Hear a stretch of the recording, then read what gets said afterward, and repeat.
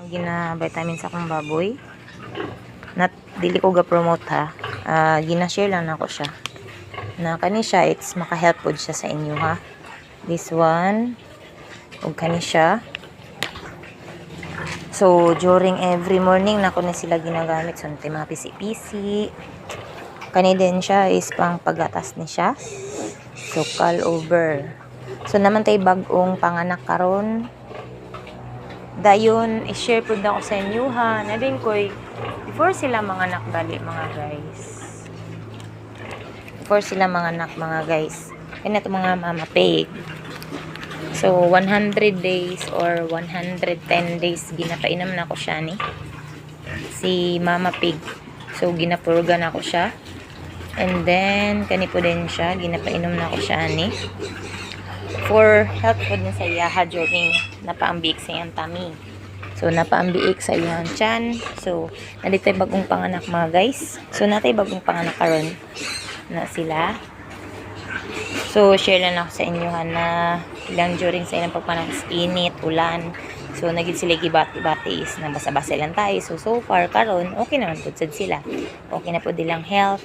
So, labi na mo na, wala lang po na ako i-share sa inyo is i-share na ako sa inyo ako ang mga tambal kaso is nasa balay ko mga tambal nari kong mga vitamins daw kani one of our medicine the same time kani so naada yun tay pangpurga pod nila. So ang pangpurga nila is kani. So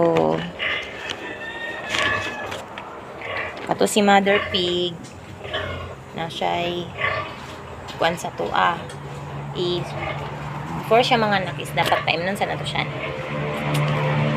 And then naman tayo bagong gilutas. So, kani sila mga guys. Bago man silang gilutas.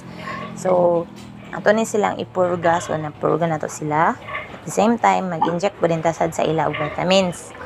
So, share na ako sa inyo is medyo good pa sa mga ulan-ulan siya diri sa mga lugar karon. Pero, wala atong ato ang racket diri sa probinsya. Like, ni baboy-baboy. So, na busy lang ko kadali sa kinabuhi kay dili lang man kani atong na busy lang siya pero so far padayon pagyapon ta sa so basin na kuan mo kay nawala na ko sa pag-create og content pero gibalik ko like nanam sa probinsya na busy lang mga lately siguro daghan gi pang atiman so naditay ng anak na mga bagong nanay bago pa ni sila first time mom ni niya.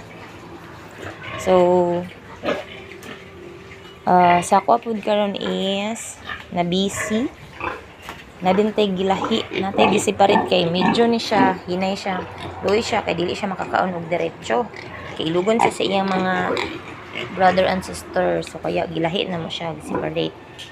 Na din tay bag-o.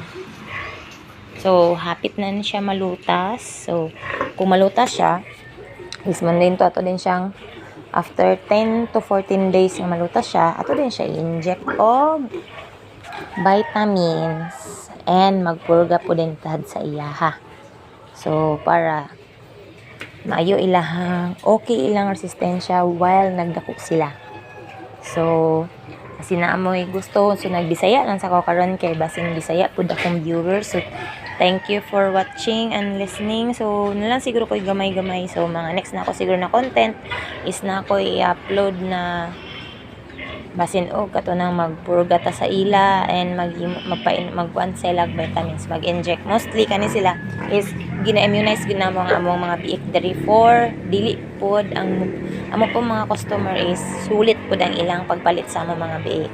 So, mara to guys. Thank you for watching.